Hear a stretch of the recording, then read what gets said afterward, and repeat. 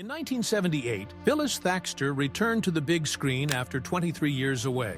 She played Superman's mother in one of the biggest films ever made, but almost nobody remembered who she was. They didn't know she had once been a rising MGM star. They didn't know about the iron lung or the studio that abandoned her. They didn't know about the warning she ignored from Broadway legends in 1944. At 92, she admitted the one regret she carried for nearly 50 years. And the truth behind her disappearance was darker than anyone expected.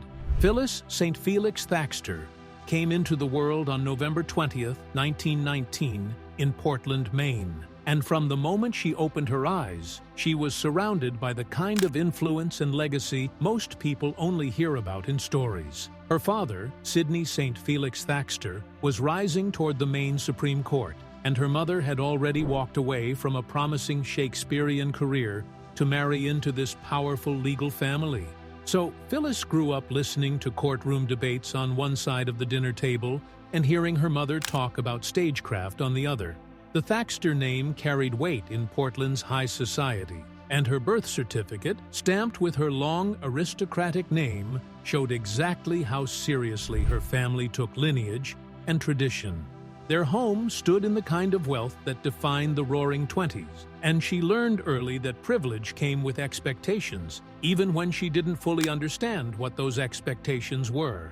Life inside that house was shaped by both the law and the theater. Her mother became a drama critic for the Portland Telegram, filling their living room with plays, scripts, and sharp opinions about actors she admired or disliked. At the same time, her grandfather, Major Sidney Warren Thaxter, was a Civil War hero whose bravery at the Battle of Hatcher's Run on October 27, 1864, earned him the Medal of Honor on September 10, 1897. He had already been discharged when he chose to stay and fight anyway, and stories of that courage filled young Phyllis's childhood.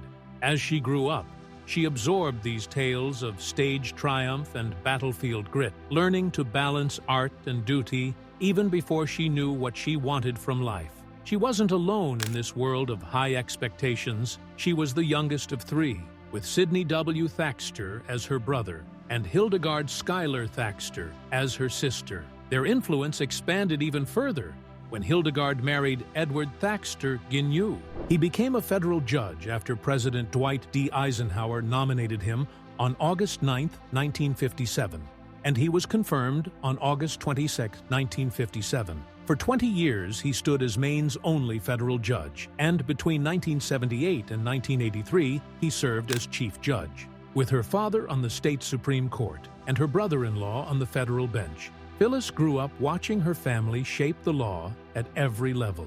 It felt like destiny, pulling her toward a certain kind of life, even if she didn't feel drawn to it herself. Her education reflected her family's expectations. She attended St. Genevieve School in Montreal, a place that polished girls into society women, then returned to Portland to study at Deering High School.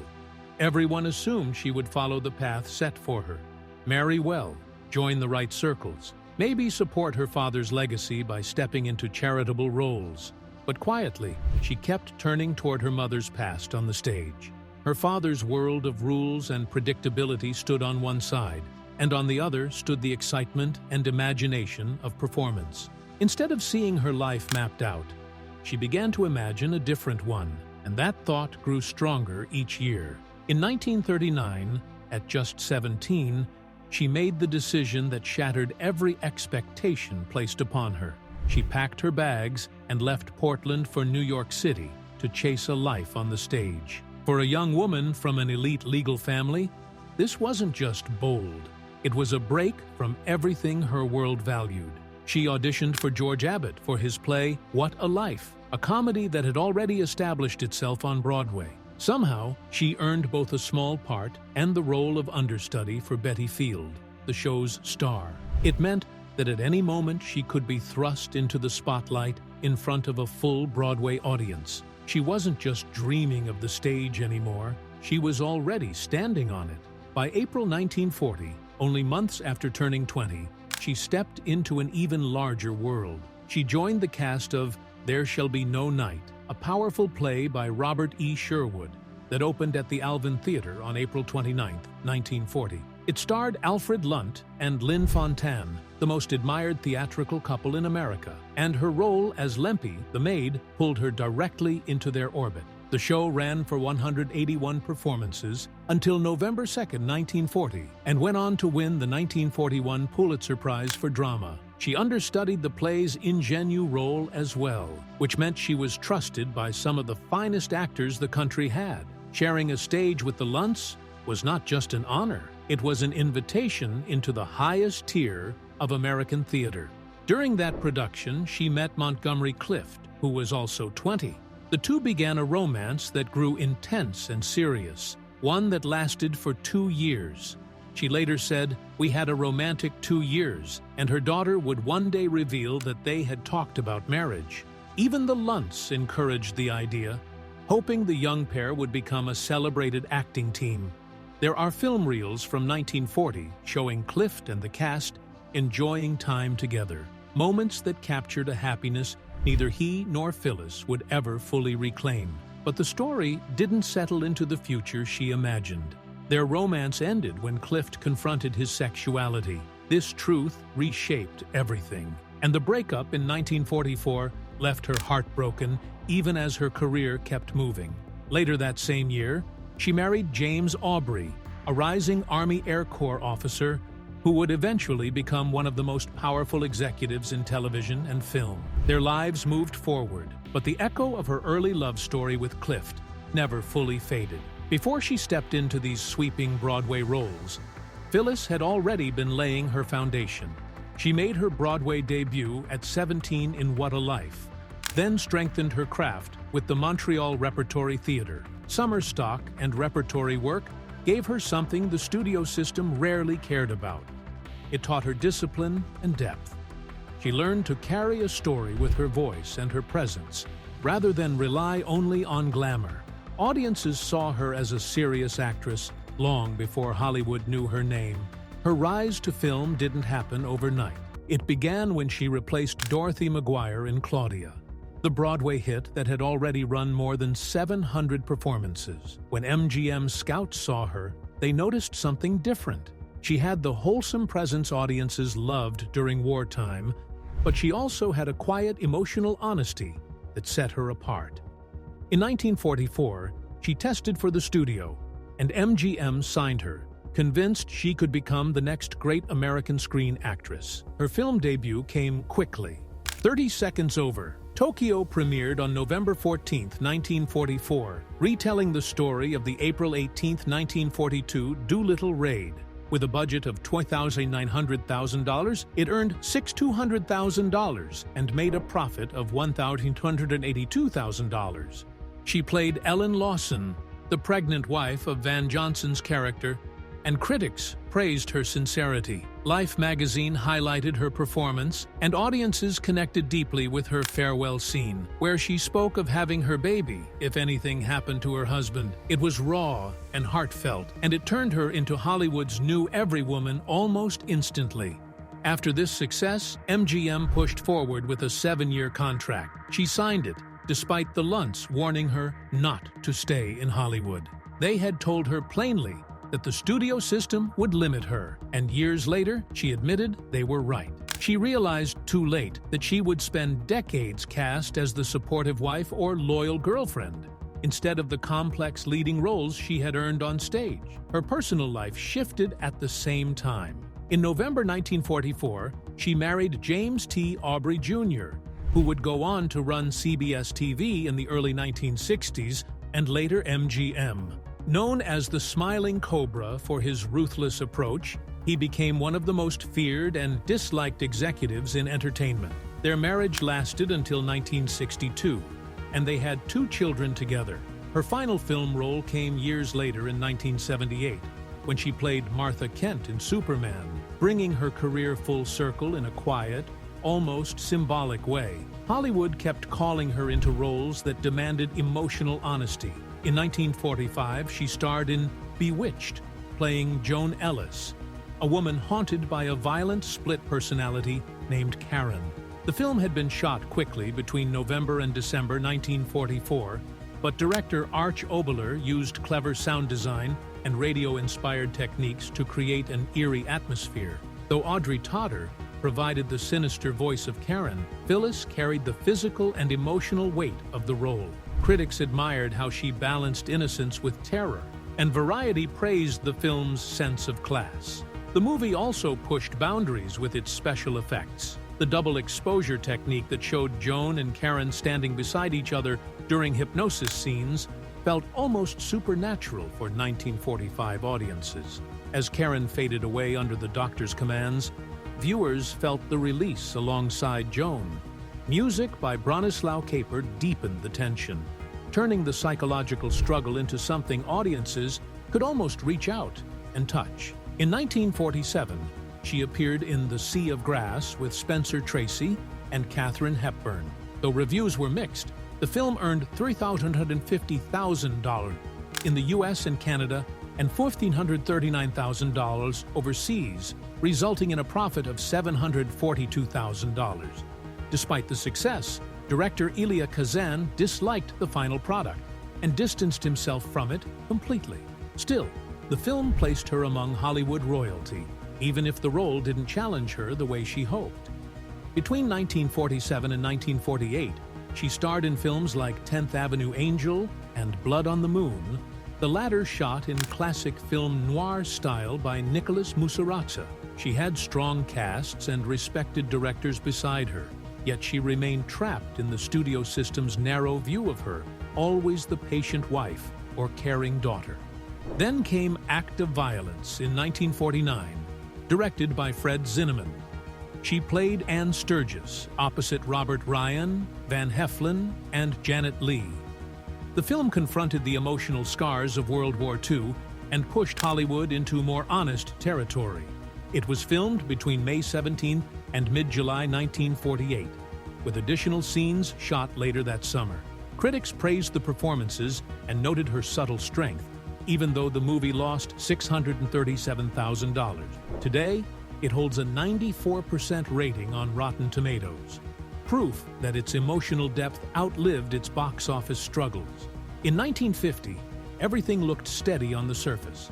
Phyllis Thaxter signed with Warner Brothers and stepped into a serious film called The Breaking Point, directed by Michael Curtiz. The story came from Ernest Hemingway's 1937 novel To Have and Have Not, already famous because an earlier version starred Humphrey Bogart and Lauren Bacall. This time, John Garfield personally asked for Curtiz, the same director who had guided him back in 1938, when he first arrived in Hollywood with 4 daughters. Garfield played Harry Morgan, a worn-down World War II veteran trying to survive as a charter boat owner in Balboa Island. And the mood of the film felt heavy from the start. No one knew it then, but this movie would sit near the very end of Garfield's life. He made only one more film. He ran all the way in 1951, before his heart finally gave out on May 21, 1952, when he was just 39. Years of heart trouble mixed with the crushing pressure of being dragged before the House Committee on Un-American Activities in 1951 took their toll. When he died from coronary thrombosis, thousands of people showed up for his funeral, as if Hollywood itself had paused to breathe. Inside that same film, another contrast quietly unfolded. Patricia Neal appeared as Leona Charles, a character invented specifically for the screenplay by Ranald McDougall and never present in Hemingway's book. She played a sharp, platinum blonde woman who followed Harry Morgan into Mexico dressed in expensive clothes, speaking in a tired, whiskey voice, using charm as a weapon. What made it striking was that Harry never gave in. No matter how close she came, he stayed loyal to his wife, Lucy. That choice sharpened the moral edge of the story, but it also trapped Phyllis Thaxter once again in the role of the patient, faithful wife. Neal would later move on to far more complex parts, winning an Academy Award for HUD in 1963 and leaving her mark in films like The Day the Earth Stood Still in 1951 and Breakfast at Tiffany's in 1961. Phyllis, despite proving her depth years earlier in films like Bewitched, remained boxed into quiet loyalty and emotional restraint. The studio did not slow her down. In 1951 alone, Warner Brothers pushed her through 3 films in rapid succession. First came Fort Worth, a Western where she shared the screen with Randolph Scott and Helena Carter, as the studio tested her across genres. Then she moved straight into Jim Thorpe All-American, playing the wife of the legendary Olympic athlete in a serious biographical drama that finally gave her a richer emotional space. Soon after, she appeared in Come Fill the Cup alongside James Cagney, who delivered a raw performance as an alcoholic newspaper editor. Phyllis once again played the supportive wife, steady and forgiving. Working with Cagney should have lifted her status overnight. Instead, the studio saw only consistency, not growth. The speed of that year showed how efficient the system could be, and how little it cared about letting a contract player reshape her own image. By 1952, her final year as a full studio actress arrived quietly. Warner Brothers released She's Working Her Way Through College, a light musical comedy that leaned toward easy entertainment and featured Virginia Mayo and a young Ronald Reagan. More serious was Springfield Rifle, an espionage thriller set during the Civil War with Gary Cooper at its center. Directed by Andre de Toth and supported by Lon Chaney Jr., the film cast Cooper as a Union intelligence officer fighting a Confederate spy ring. Even though the rifle shown in the film did not yet exist in the year the story was set, audiences accepted it. Phyllis once again stood beside the hero as the calm, law-abiding wife. No one knew it then, but this would be her final major studio film. What followed would not be a slow fade, but a sudden collapse. At the same time, her personal life demanded constant balance. She had married James T. Aubrey Jr. back in 1944, and by the early 1950s, they were raising children while both careers surged. Their daughter Sky Aubrey was born in 1945 and would later step into acting herself. They also had a son, James Aubrey, and some accounts mention a third child named Skyler. While Phyllis worked long days on set, Aubrey's career rose fast.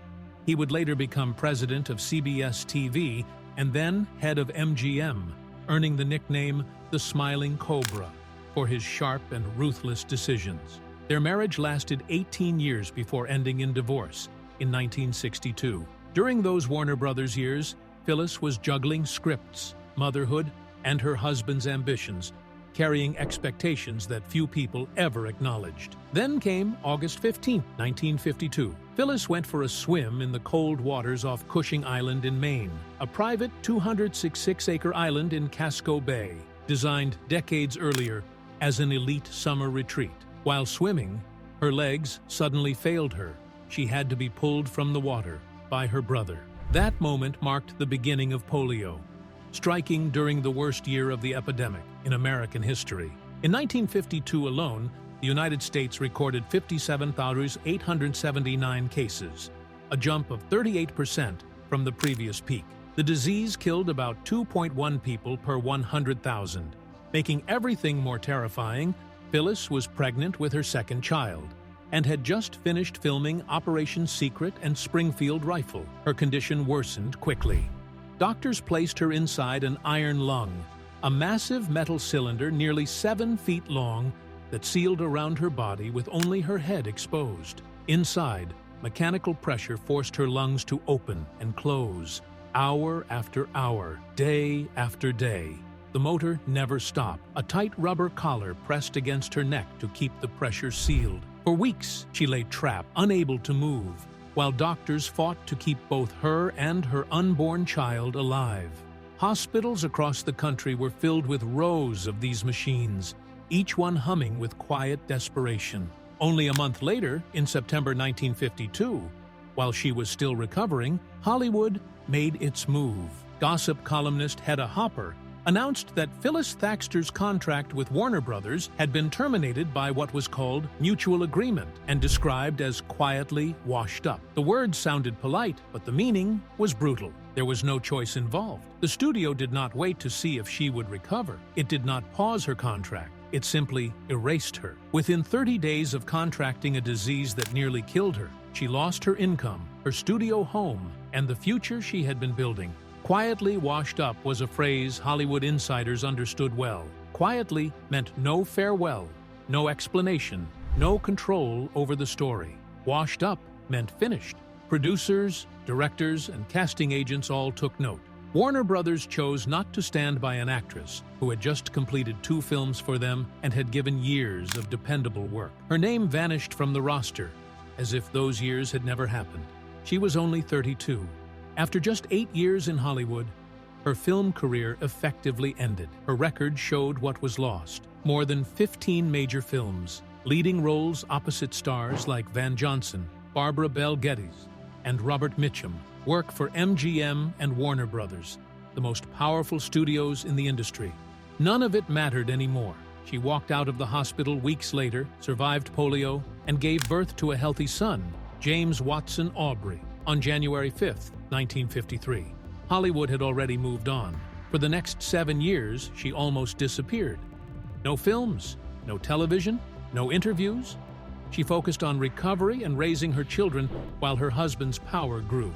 In 1955, she briefly resurfaced in a supporting role in Women's Prison, a low-budget exploitation film. She played a broken woman convicted after a tragic accident, spending much of the movie isolated and stripped of dignity.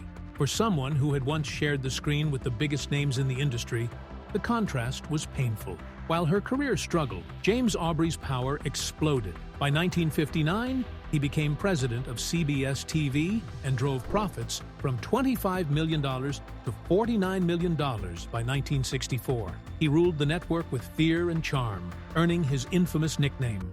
Behind the scenes, his behavior grew harsher, and rumors of affairs followed. In April 1962, he and Phyllis divorced. Less than a month later, CBS finally aired her episode of The Twilight Zone, which had been filmed a year earlier and left untouched. Aubrey himself was fired from CBS in February 1965 amid allegations of misconduct. By 1959, 7 years after polio had torn through her body in 1952, Phyllis Thaxter found her way back to acting in a quieter, humbler way. The movie studios were gone from her life, and television became the door that slowly opened. That year, she appeared on Alfred Hitchcock Presents in an episode called Never Again, playing a recovering alcoholic trapped in suspicion and temptation at a champagne-soaked party. It was tense and intimate, nothing like the glossy MGM world she once knew, yet it fit where her life now stood. A few years later, in 1962, she stepped into The Twilight Zone as Virginia Lane Walker in Young Man's Fancy, a newlywed watching her marriage crumble as her husband slips into an obsession with his dead mother. The story itself was thin, but her emotional weight held it together.